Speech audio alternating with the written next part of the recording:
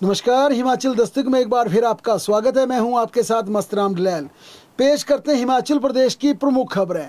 हिमाचल प्रदेश के प्रस्तावित पंचायत चुनावों पर आज एक बड़ा फैसला आया है। राज्य सरकार ने रोस्टर जारी करने से ठीक चंद मिनट पहले हिमाचल प्रदेश के पंचायती राज के चुनावों के आरक्षण रोस्टर को लेकर आरक्षण रोस्टर में एक बड़ा बदलाव किया है। और इस बड़े बदलाव में सबसे बड़ा फैसला है कि जिला के डीसी अपनी मर्जी से 5% उन्हें यह पावर दी गई है कि 5% पंचायतों का आरक्षण अपने मन माफिक अपनी मर्जी से बदल सकते हैं। हालांकि पंचायतों की खबर पर हम विस्तार से चर्चा करेंगे। उससे पहले हिमाचल प्रदेश के कर्मचारियों से जुड़ी एक महत्वपूर्ण खबर, क्योंकि आज हिमाचल प्रदेश में कई अधिकारी कर्मचारी आज 31 मार्च को रिटायरमेंट की दहलीज पर खड़े थे। इसके अलावा राज्य के शिक्षा विभाग के टीचिंग स्टाफ, हजारों की संख्या में ऐसे टीचर्स थे, ऐसे प्रिंसिपल्स थे, टीचिंग स्टाफ था जिन्हें राज्य सरकार ने सेक्शन 70 के बीच सेवानिवृत्त नहीं किया था और कहा था कि एक ही दिन यानी कि 31 मार्च को सभी शिक्षकों को रिटायर किया जाएगा। तमाम शिक्षण संस्थानों में कार्यरत टीचिंग स्टाफ, चाहे वो प्रोफेसर थे, प्रिंसिपल्स थे या टीचर्स थे, कहा गया था कि सेक्शन 70 के बीच उन्हें सेवानिवृत्त नहीं किया जाएगा और एक ही दिन यानी 31 मार्च को उन्हें रिटायर किया जाएगा। इस पर आज सरकार ने मंथन किया, विचार किया।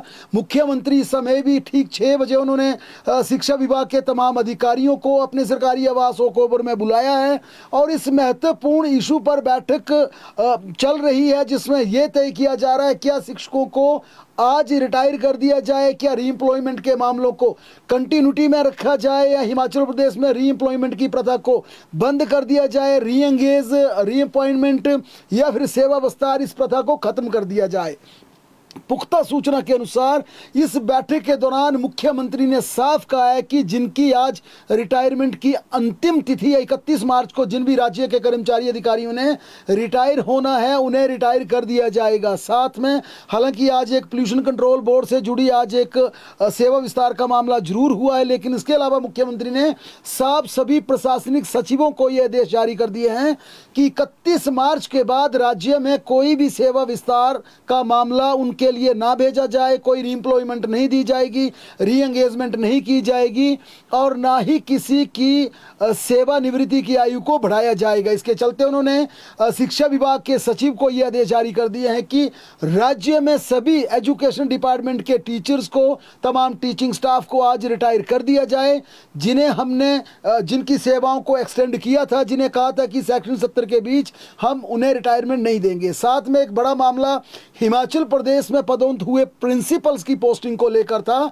इसे भी आज ओकओवर में डिस्कस किया जा रहा है। हालांकि मीटिंग शुरू होने से पहले ही मुख्यमंत्री ने आदेश जारी कर दिए कि विधानसभा सत्र समाप्त होने के तुरंत बाद यानी कि विधानसभा की कार्रवाई 2 अप्रैल को अनिश्चितकाल के लिए स्थगित हो जाएगी और ये आदेश जारी कर दिए गए हैं कि 2 अप्रैल को विधानसभा की कार्रवाई स्थगित होने के तुरंत बाद प्रिंसिपल्स पदोन्नति की पोस्टिंग के ऑर्डर जारी कर दिए जाएं, क्योंकि पिछले राज्य सरकार ने 800 से ज़्यादा प्रिंसिपल को पदोन्नत किया था, फिर 150 प्रिंसिपल और प्रमोट किए थे, लेकिन उनकी पोस्टिंग नहीं हो पाई थी और कहा था सेक्शन 70 के बीच प्रिंसिपल्स को उन्हीं स्कूलों में रखा जाए जहां पर वे वर्तमान में तैनात हैं। अब वे अपनी पोस्टिंग का इंतजार कर रहे थे, लेकिन उन्हें अब 2 अप्रैल की शाम तक और इंतजार करना पड़ेगा। जो आज ओकओवर में चल रही एजुकेशन डिपार्टमेंट की बैठक में मुख्यमंत्री ने सेक्रेटरी एजुकेशन राकेश कंवर को आदेश जारी किए। इसमें 2 तरह के बड़े आदेश है कि अब आगे चलकर किसी को सेवानिवृत्ति नहीं दी जाएगी, रिटायरमेंट की एज जो तय सीमा पर होगी तभी रिटायर कर दिया जाएगा। दूसरा ये कहा गया है कि किसी को रीएंगेज नहीं किया जाएगा, सेवा विस्तार नहीं किया जाएगा। और तीसरी बड़ी बात कही गई है कि प्रिंसिपल की पोस्टिंग के आदेश 2 अप्रैल की विधानसभा की कार्रवाई अनिश्चितकाल के लिए स्थगित करने के बाद बैठक समाप्त होने के तुरंत बाद प्रिंसिपल्स की पोस्टिंग जारी कर दी जाए। हालांकि इस बैठक से ठीक पहले मुख्यमंत्री ने पोल्यूशन कंट्रोल बोर्ड से जुड़ी मेंबर सेक्रेटरी प्रवीण गुप्ता की एक्सटेंशन सेवा विस्तार की फाइल साइन की है। उन्हें अगले 6 माह के लिए सेवा विस्तार जरूर दिया गया है। अब बात करते हैं हिमाचल प्रदेश में पंचायत चुनावों की। हिमाचल प्रदेश में पंचायत चुनावों से पहले बड़ा आरक्षण के नियमों में बदलाव का फैसला लिया गया है। और ये बदलाव क्या क्या हुए हैं? इस बार पंचायत चुनावों ने आरक्षण पूरी तरह जनसंख्या के अनुपात पर आधारित होगा और सबसे पहले 80, फिर एसटी और उसके बाद अन्य वर्गों के लिए रिजर्वेशन रोस्टर इंप्लीमेंट होगा। 5% से कम जनसंख्या वर्ग को आरक्षण नहीं दिया जाएगा। जहां पर पॉपुलेशन कुल आबादी की 5% से कम होगी वहां पर आरक्षण रोस्टर उस समुदाय को नहीं दिया जाएगा। सभी स्तरों पर महिलाओं को 50% रिजर्वेशन मैंडेटरी है पहले की तरह। SC ST OBC में भी महिलाओं को 50% रिजर्वेशन दी जाएगी। पंचायत समिति व जिला परिषदों में OBC आरक्षण अधिकतम 15% होगा। डिप्टी कमिश्नर को 5% रोस्टर बदलने का अधिकार होगा। यानी कि ये नई लाइन एक ऐड की गई है, नया बदलाव किया गया है। मसलन अगर किसी जिला की 100 पंचायतें हैं तो उन 100 पंचायतों में 5 पंचायतों को डिप्टी कमिश्नर अपने विवेक से उसका रिजर्वेशन रोस्टर बदल सकता है। जाहिर तौर पर इसके पीछे सरकार ने कसरत की होगी, फिर ये फैसला लागू किया नियमों में बदलाव करते हुए।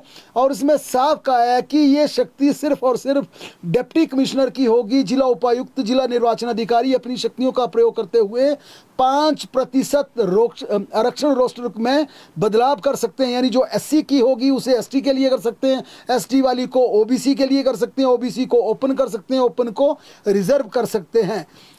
इसके अलावा ग्राम पंचायत प्रधान का आरक्षण अब विकास खंड स्तर पर तय होगा। ये बड़ा बदलाव किया गया है। ब्लॉक खंड पर पंचायत प्रधान का आरक्षण तय किया जाएगा, ना कि डिस्ट्रिक्ट लेवल पर। पंचायत समिति अध्यक्ष और जिला परिषद अध्यक्ष का आरक्षण जिला स्तर पर तय किया जाएगा। जहां SC ST जनसंख्या 5% से कम है वहां अध्यक्ष प्रधान पद आरक्षित नहीं होगा। ये साफ आज की उसमें SOP में कह दिया गया है। SC ST अध्यक्ष पदों में 50% सीटें महिलाओं के लिए आरक्षित होंगी। कुल पदों में आधा हिस्सा यानी महिलाओं का होगा। SC ST OBC महिलाओं को उनके वर्ग के अंदर प्राथमिकता मिलेगी। सामान्य वर्ग की महिलाओं को भी रोस्टर के अनुसार हिस्सेदारी दी जाएगी। जनजातीय क्षेत्रों में समितियों के सभी पद ST के लिए आरक्षित करने होंगे। वहां आरक्षण पूरी तरह से PESC एक्ट के प्रावधानों के अनुसार लागू होगा। SC SST और महिला आरक्षण 2011 की जनसंख्या के आधार पर इंप्लीमेंट किया जाएगा। OBC आरक्षण 1993-94 सर्वे के डाटा पर आधारित किया जाएगा। ये महत्वपूर्ण बात है। जो इसमें जो डाटा इकट्ठा किया गया था OBC का, वो इस आधार पर OBC की रिजर्वेशन होगी। पंचायती राज डिपार्टमेंट ने सभी DC, समस्त जिला पंचायत अधिकारी, सभी BDO को ये आदेश लिखित रूप से जारी कर दिए हैं। अब ये पंचायत चुनावों पर दरअसल हुआ क्या है? आज एक मामला हिमाचल प्रदेश हाई कोर्ट में भी लगा था और उस हाई कोर्ट में 17 पंचायतों के लोग हाई कोर्ट पहुंचे थे और उन्होंने कहा कि हमारी नई पंचायतें बना दी गई है, लेकिन हम नई पंचायतों में नहीं जाना चाहते, हमें यथावत पुरानी पंचायतों में रखा जाए। सूचना के अनुसार हिमाचल प्रदेश हाई कोर्ट ने बात मान ली और ये कहा कि राज्य की कुल गठित की गई 204 पंचायतों में से जिन 17 पंचायत के लोगों ने पिटीशन दायर की है, उन्हें उन्हीं की पुरानी पंचायतों में रहना दिया जाए, वहां पर उन्हें नई पंचायतों में मर्ज ना किया जाए। ये एक फैसला हिमाचल प्रदेश हाई कोर्ट ने किया। दूसरा, एडवोकेट जनरल की तरफ से यह दलील दी गई कि इस प्रक्रिया को बदलने में कम से कम 7 दिन का लग सकता है। अब एडवोकेट जनरल अनूप रतन का दावा है कि हिमाचल प्रदेश हाई कोर्ट ने यह बात मान ली है और हाई कोर्ट ने अगले 7 दिन के लिए आरक्षण रोस्टर जारी करने की मोहलत दे दी है। हालांकि इसका अभी तक लिखित तौर पर हाई कोर्ट का जजमेंट नहीं आई है, लेकिन इतना ज़रूर अधिकारी दावा कर रहे हैं, जिसमें एडवोकेट जनरल का दावा है, इसके अलावा RD डिपार्टमेंट के अधिकारियों का दावा है, डिप्टी कमिश्नर दावा कर रहे हैं कि हिमाचल प्रदेश हाई कोर्ट से ऐसा फैसला हो गया है कि अगले 7 दिन के भीतर आरक्षण रोस्टर जारी करना होगा। लेकिन साथ में जिस प्रकार से SOP जारी की है सरकार ने, जो आरक्षण रोस्टर में बदलाव किया है, 5% आरक्षण रोस्टर बदलने की शक्तियां डिप्टी कमिश्नर को दे दी हैं। स्वाभाविक तौर पर अगले 2-3 दिन के अंदर अगर दिन रात भी डिस्ट्रिक्ट अधिकारी काम करे, जिला के अधिकारी काम करे, तब भी ये आरक्षण रोस्टर लागू नहीं हो सकता। ये कई डिप्टी कमिश्नर ने माना और अधिकतर डिप्टी कमिश्नर से आज हमारी बात हुई है। उनका कहना है कि अगले एक हफ्ते के अंदर हम इस आरक्षण रोस्टर को जारी कर देंगे, क्योंकि बदलाव करना पड़ा है। अब 5% कौन पंचायतें बदलनी है, क्या उसमें वाकई डिप्टी कमिश्नर का विवेक चलेगा या उसमें राजनीतिक हस्तक्षेप होगा, ये काफ़ी महत्वपूर्ण बिंदु है। या कि प्रभावशाली पंचायतों के नेताओं का या चुनाव लड़ने वाले दावेदारों का इसमें प्रभाव रहेगा, ये देखने वाली बात है। लेकिन इस उधेड़ बुन में और इस कसरत में समय जरूर कुछ लग जाएगा और हाई कोर्ट के भी हमें रिटन आदेश का, रिटन जजमेंट का इंतजार करना पड़ेगा कि वाकई 7 दिन की मोहलत दी। अगर ऐसा हुआ फिर 6 अप्रैल से पहले हिमाचल प्रदेश की पंचायतों का आरक्षण रोस्टर जारी करना पड़ेगा। लेकिन आज विधानसभा से अच्छी खबर उन तमाम बॉर्डर एरिया के लिए है जो हिमाचल प्रदेश की सीमाओं से सटे इलाके हैं, क्योंकि हिमाचल प्रदेश सरकार ने एंट्री टैक्स की बढ़ोतरी को वापस लेने का ऐलान कर दिया है। मुख्यमंत्री सुखविंदर सिंह सुक्खू ने कहा कि प्रदेश की सीमाओं को एंट्री टैक्स पहले की तरह यथावत जारी रखने के हमने आदेश जारी कर दिए हैं। इसमें ना बढ़ोतरी की जाएगी ना कोई कमी होगी, यानी कि जो इस समय एंट्री टैक्स देना पड़ रहा वाहनों को, वही इस अगले वित्तीय वर्ष में यानी कल 1 अप्रैल से देना होगा। पूरे वर्ष में कोई हम इसमें बदलाव नहीं करेंगे। जो बढ़ोतरी है उस फैसले को विड्रॉ करने का आज मुख्यमंत्री ने ऐलान कर दिया। हिमाचल प्रदेश में भ्रष्टाचार के मुद्दे पर टॉप ब्यूरोक्रेसी, उच्च अफसरशाही आमने सामने आ गई है। जमीन से जुड़े घोटाले में मुख्य सचिव संजय गुप्ता, जो कि चीफ सेक्रेटरी हैं, का नाम उछलने के बाद लगातार उनकी घेराबंदी हो रही है। इसी बीच आज संजय गुप्ता ने भी मीडिया के सामने आकर सनसनीखेज खुलासे करते हुए राज्य सरकार में रहे 3 पूर्व मुख्य सचिवों श्रीकांत बाल्दी, प्रबोध सक्सेना और आर डी धीमान को लपेटते हुए तीनों को कटघरे में खड़ा कर दिया। हालांकि संजय गुप्ता ने संगीन आरोप आर डी धीमान और प्रबोध सक्सेना के खिलाफ लगाए हैं। उन्होंने कहा कि इस पूरे मामले में कॉन्स्पिरेसी एक षड्यंत्र है और उन्हें चीफ सेक्रेटरी के पद से हटाने के लिए, उनके सेवा विस्तार को रोकने के लिए, उनकी परफॉर्मेंस से ध्यान हटाने के लिए ये तमाम तरह के हथकंडे पूर्व में रहे chief secretary R D Dhiman और प्रबोध सक्सेना उनके खिलाफ ये कॉन्स्पिरेसी रच रहे हैं। दरअसल ये मामला क्या है? ये मामला सोलन स्थित चेस्टर हिल से जुड़ा है। आरोप है कि इस बेनामी सौदे में राज्य सरकार के मुख्य सचिव ने बिल्डर को लाभ देने के लिए अपनी शक्तियों का दुरुपयोग किया। और इसमें यह कहा गया कि जब रेवेन्यू डिपार्टमेंट के एसीएस कमलेश कुमार पंत छुट्टी पर गए थे तो चीफ सेक्रेटरी ने एसीएस रेवेन्यू का चार्ज अपने पास ले लिया और सोलन के चेस्टर हिल नामक इस बिल्डर को फायदा देने के लिए उन्होंने निचले अधिकारियों की गई कार्रवाई को लताड़ दिया, उसको रोकने का प्रयास किया। हालांकि इन तमाम आरोपों पर चीफ सेक्रेटरी संजय गुप्ता ने सफाई देते हुए खुद को निर्दोष बताया। उन्होंने कहा कि जो कार्रवाई नियम अनुसार एसडीएम और डिप्टी कमिश्नर ने करनी है उसमें कोई दखलंदाजी नहीं दी गई। मेरे पास सिर्फ एक शिकायत आई थी जिसमें कहा गया था कि एसडीएम उन्हें परेशान कर रही है। उन्होंने ज़मीन खरीदी है, हिमाचली कृषक हैं और हिमाचली कृषक के साथ एक दूसरा जो कि नॉन हिमाचली था वो उसमें एक पार्टनर बन गया और दोनों ने वहाँ पर ज़मीन खरीदी, इन्वेस्ट किया और अब लोकल अधिकारी एसडीएम उन्हें परेशान कर रही है। चीफ सेक्रेटरी ने कहा कि उस पर उन्होंने कार्रवाई करने के आदेश दिए थे। मैंने ना तो कोई लाभ पहुंचाया ना मैंने किसी तरह की कार्रवाई को बंद करने की बात कही। हालांकि यह मामला आज विधानसभा में भी जबरदस्त तरीके से गूंजा। बीजेपी विधायक सतपाल सत्ती ने पॉइंट ऑफ ऑर्डर के तहत मामला उठाते हुए कहा, जिस प्रकार पूर्व मुख्यमंत्री जयराम ठाकुर ने अपनी सरकार के दौरान उनकी सरकार के चीफ सेक्रेटरी पर लगे आरोपों के बाद उन्हें तुरंत प्रभाव से पद से हटा दिया। सतपाल सत्ती ने सदन से पूछा, क्या हिमाचल प्रदेश के मुख्यमंत्री सुखविंदर सिंह सुक्खू भी ऐसे आरोपी अधिकारियों को हटाने की हिम्मत दिखा पाएंगे? और इन आरोपों के बाद जब लंच के लिए ब्रेक हुआ तो उसके बाद चीफ सेक्रेटरी बाहर आए, अपने कैबिन में आए और अपने कैबिन में मीडिया से रूबरू होते हुए उन्होंने पूर्व चीफ सेक्रेटरी प्रबोध सक्सेना जो कि इसमें बिजली बोर्ड के चेयरमैन हैं और आर डी धीमान जो कि रेरा के चेयरमैन हैं, दोनों के खिलाफ गंभीर आरोप लगाते हुए दोनों अधिकारियों की इंटीग्रिटी पर सवाल खड़े कर दिए। उन्होंने मुख्यमंत्री सुखविंदर सिंह सुक्खू को पत्र लिखकर प्रबोध सक्सेना को पद से हटाने की सिफारिश भी कर दी है। यानी कि चीफ सेक्रेटरी संजय गुप्ता, जो कि पर्सनल डिपार्टमेंट के कायदे से, पर्सनल डिपार्टमेंट के वो इंचार्ज हैं, पर्सनल डिपार्टमेंट कायदे से पर्सनल, जीएडी और होम, ये 3 डिपार्टमेंट चीफ सेक्रेटरी के पास होते हैं। उन्होंने बाकायदा रिकमेंडेशन दी है कि प्रबोध सक्सेना की इंटीग्रिटी डाउटफुल है, इसे बताते हुए कहा है कि नियमों के अनुसार, जो कि राज्य सरकार ने, मुख्यमंत्री ने विधानसभा के अंदर अनाउंस किया था कि हिमाचल प्रदेश के जिन अधिकारियों की इंटीग्रिटी डाउटफुल है उन्हें तुरंत प्रभाव से उनका सेवा विस्तार हटा दिया जाएगा। उन्हें, जिन्हें नई नौकरी दी गई या री एंगेज किया गया, उन्हें घर भेज दिया जाएगा। इसी का हवाला देते हुए संजय गुप्ता ने कहा कि इन आदेशों की पालना करते हुए संजय यहाँ पर प्रबोध सक्सेना को बिजली बोर्ड के चेयरमैन पद से हटाने के लिए बाकायदा फाइल चला दी है, चिट्ठी लिख दी है। इसके अलावा दूसरा बड़ा आरोप लगाया कि उन्होंने संजय गुप्ता ने यह दूसरा बड़ा आरोप लगाया कि प्रबोध सक्सेना, जो कि कायदे से पेंशन के हकदार नहीं है, उन्हें पेंशन नियमों के अनुसार नहीं दी जा सकती, और उसी पेंशन की फाइल में ऑब्जर्वेशन लगा दी थी। हमने मना कर दिया था कि उनका मामला चल रहा है, उन्हें पेंशन देनी है नहीं, ये अदालत तय करेगी, ये बात के मामले हैं।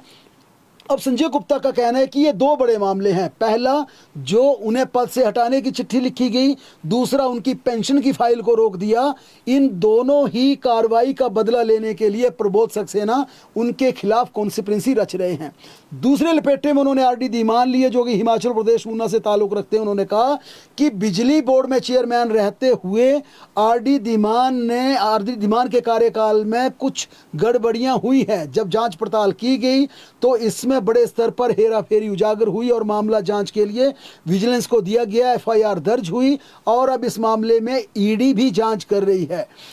लिहाजा संजय गुप्ता ने कहा कि दोनों अधिकारी अब अपने मामले सेटल करने के लिए मुझे पद से हटाने का प्रयास कर रहे हैं। हालांकि इन दोनों अधिकारियों से हमारी बातचीत नहीं हुई, लेकिन इतना ज़रूर है कि इन दोनों अधिकारियों ने इतना ज़रूर कहा है कि कानून अपनी हद में काम कर रहा है। उन्होंने कहा कि हमने दोनों का कहना है, आरडी धीमान और प्रबोध सक्सेना का, कि हम दोनों ने अपनी सेवाओं को बेहतरीन तरीके से सर्व किया है। हमने प्रदेश की पूरी ईमानदारी के साथ सेवा की है और इन्हीं सेवाओं के चलते राज्य सरकारों ने उन्हें अगली असाइनमेंट दी है। लिहाजा किसी के कहने से हम गलत नहीं हो जाएंगे। जो गलत हैं उन्हें पूरी दुनिया देख रही है और पूरी दुनिया बोल रही है।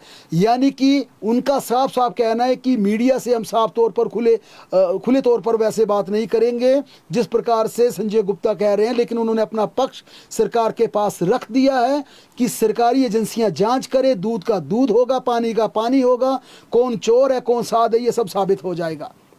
बहरहाल चीफ सेक्रेटरी की इस प्रेस ब्रीफिंग के बाद मुख्यमंत्री सुखविंदर सिंह सुक्खू से जब मीडिया ने पूछा कि जनाब आपकी ब्यूरोक्रेसी आपस में उलझ रही है, लड़ रही है, इस पर आपका क्या कहना है, तो मुख्यमंत्री ने चुटकी में पल्ला झाड़ते हुए कहा कि मेरे पास फिलहाल ऐसी कोई सूचना नहीं है कि संजय गुप्ता ने मीडिया में इस तरह का बयान दिया है। मैं जानकारी जुटाऊंगा फिर कुछ कह पाऊंगा। लेकिन इस मुद्दे पर जयराम ठाकुर ने मीडिया से बातचीत में कहा कि एसडीएम स्तर की अधिकारी ने विस्तृत जांच के बाद ये प्रस्ताव दिया कि इस भूमि को, जो कि बेनामी सौदा है, इसे सरकार में नियत कर दिया जाए, वेस्ट कर दिया जाए। जयराम ठाकुर ने कहा कि एसडीएम और डीसी की रिपोर्ट के अनुसार सीधे तौर पर चेस्टर हिल का ये बेनामी सौदा था। जयराम ठाकुर ने कहा कि मुख्यमंत्री को इस मामले में सदन में स्थिति स्पष्ट करनी चाहिए, क्योंकि टॉप की ब्यूरोक्रेसी अगर ऐसे संगीन और गंभीर आरोप लगाएगी तो ये प्रदेश की सेहत के लिए अच्छा नहीं है। इसलिए मुख्यमंत्री आगे आए और पूरे प्रदेश को बताएं कि आखिर चल क्या रहा है। आज विधानसभा के बजट सत्र में प्रश्नकाल के दौरान विधायक राकेश जम्वाल ने रोबोटिक सर्जरी का मामला सदन में उठाया, जिसका जवाब देते हुए मुख्यमंत्री सुखविंदर सिंह सुक्खू ने कहा कि रोबोटिक सर्जरी में एक ऑपरेशन का खर्च 1 लाख रुपए आता है, वहीं प्राइवेट अस्पताल में यही खर्च 5 लाख रुपए से कम नहीं होता। मुख्यमंत्री ने कहा कि हिमकेयर और आयुष्मान भारत कार्ड में गरीब लोगों को भविष्य में इस सुविधा देने पर राज्य सरकार विचार करेगी। ऊना के विधायक सतपाल सत्ती द्वारा दूध अदायगी के बारे में पूछे गए सवाल का जवाब देते हुए कृषि मंत्री चौधरी चंद्र कुमार ने कहा कि दूध उत्पादकों को जनवरी 2026 तक दूध की पेमेंट की जा चुकी है। फरवरी और मार्च महीने का भुगतान कल से शुरू हो रहे अप्रैल महीने में कर दिया जाएगा। लाहौल स्पीति की विधायक अनुराधा राणा ने शीतकालीन खेलों को बढ़ावा देने के बारे में सवाल किया, जिसका जवाब देते हुए आयुष मंत्री ने कहा कि स्वर्णिम जयंती खेल नीति 2021 इसके लिए बनाई है और इसी के तहत ये खेलें आयोजित की जा रही हैं। शाहपुर के विधायक केवल सिंह पठानिया द्वारा गौ सदन बारे पूछे गए सवाल का जवाब देते हुए पशुपालन मंत्री ने कहा कि वर्तमान में प्रदेश 223 संचालित गौ सदन हैं, जिसमें 23,474 बेसहारा गोवंश को आश्रय प्रदान किया जा रहा है। शाहपुर में गौ सदन खोलने का प्रस्ताव सरकार के पास फिलहाल विचाराधीन नहीं है। विधायक विक्रम सिंह ने न्यू पेंशन स्कीम का मुद्दा उठाया, जिसका जवाब देते हुए सीएम सुक्खू ने कहा कि गत 3 वित्तीय वर्षों में न्यू पेंशन स्कीम के अंतर्गत कुल 9,739 सेवानिवृत्त अधिकारी कर्मचारियों को ओल्ड पेंशन स्कीम के तहत पेंशन लगाई गई है। भाजपा विधायक सुधीर शर्मा, सुखराम चौधरी, डॉक्टर जनकराज ने पंचायत सचिव का आज मामला सदन में उठाया, जिसका जवाब देते हुए पंचायती राज मंत्री अनिरुद्ध सिंह ने कहा कि प्रदेश सरकार जिला परिषद में कार्यरत पंचायत सचिवों का पंचायती राज एवं ग्रामीण विकास विभाग में मर्ज करने का कोई विचार नहीं रखती है। मंत्री ने कहा कि पिछले 3 वर्षों में रिटायर हुए पंचायत सेक्रेटरीज को पुरानी पेंशन योजना का लाभ देने का भी सरकार के पास कोई विचार नहीं है। कुटलैहड़ के विधायक विवेक शर्मा द्वारा पूछे गए सवाल का जवाब देते हुए उद्योग मंत्री हर्षवर्धन चौहान ने कहा कि कुटलैहड़ विधानसभा क्षेत्र में नए औद्योगिक क्षेत्र के विकास के लिए कुल 300 कनाल भूमि आइडेंटिफाई की गई है। करसोग के विधायक दीपराज द्वारा बस रूट बारे पूछे गए सवाल का जवाब देते हुए डिप्टी सीएम मुकेश अग्निहोत्री ने कहा कि करसोग विधानसभा क्षेत्र के अंतर्गत एचआरटीसी के 22 रूटों को कम आय होने के कारण निजी ऑपरेटरों को दिया जा रहा है। अन्य खबरों की बात करें तो प्रदेश में कल से यानी 1 अप्रैल से नया वित्त वर्ष शुरू होते ही आम लोगों की जिंदगी से जुड़े कई बड़े बदलाव शुरू होंगे। कल अप्रैल से हिमाचल प्रदेश में सिर्फ तारीख नहीं बदलेगी, बल्कि आपकी कमाई और खर्च का पूरा गणित बदल जाएगा। इन फैसलों का सीधा असर आपकी जेब, रोजमर्रा के खर्च और ग्रामीण अर्थव्यवस्था पर पड़ेगा। कहीं महंगाई बढ़ेगी तो कहीं आमदनी में राहत मिलेगी। क्या सस्ता क्या महंगा, किसे फायदा होगा, आइए जानते हैं। प्रदेश में नए वित्त वर्ष में कई तरह के बदलाव होंगे। बिजली की दरों में एक पैसे प्रति यूनिट की कमी आएगी। मुख्यमंत्री, मंत्री, विधायकों व अधिकारियों के वेतन का कुछ हिस्सा 6 माह के लिए डेफर्ड होगा। प्रदेश की आर्थिक हालत को देखते हुए 6 माह के लिए सरकार ने स्थगन का फैसला लिया है। 80 लाख से 1 करोड़ तक की संपत्ति महिला के नाम होने पर स्टाम्प ड्यूटी अब 4% लगेगी। बीपीएल परिवार की बेटियों की शादी के लिए 51,000 की सहायता मिलेगी। शिक्षकों और पुलिस कांस्टेबल के 1,050 पद भरे जाएंगे। एंट्री टैक्स में हिमाचल प्रदेश में छूट मिलेगी। नई आबकारी नीति लागू होने के साथ शराब के हिमाचल प्रदेश में जबरदस्त तरीके से दाम बढ़ेंगे। सरकार ने करीब 2900 करोड़ रुपए राजस्व जुटाने का लक्ष्य रखा है। हालांकि दावा किया है कि कीमतों में बहुत ज़्यादा बढ़ोतरी नहीं की जाएगी। मुख्यमंत्री सुखविंदर सिंह सुक्खू के बजट ऐलान के अनुसार आंगनबाड़ी वर्कर्स, आशा वर्कर्स, चौकीदार का मानदेय बढ़ेगा। इसके अलावा दिहाड़ीदारों को अब 750 रुपये प्रतिदिन दिहाड़ी मिलेगी। राष्ट्रीय स्वास्थ्य मिशन के कर्मचारियों का वेतन भी बढ़ेगा। इससे हजारों परिवारों की आर्थिक स्थिति मजबूत होगी। क्राइम की बात करें तो हिमाचल प्रदेश में बीते कुछ घंटों में 2 मर्डर के मामले सामने आए। शिमला में जहां छोटे भाई ने बड़े भाई का कत्ल किया, वहीं कांगड़ा में पति ने कुल्हाड़ी से पत्नी की हत्या कर दी। दोनों ही मामलों में आरोपियों को गिरफ्तार कर लिया गया है। हिमाचल प्रदेश में मौसम की बात करें तो हिमाचल प्रदेश में आज भी कई जगह ऊंची ऊंची चोटियों पर हल्की बर्फबारी दर्ज की गई और आने वाले समय में भी बताया जा रहा है कि ऊंचाई वाले क्षेत्रों में हल्के हिमपात के साथ बारिश होगी।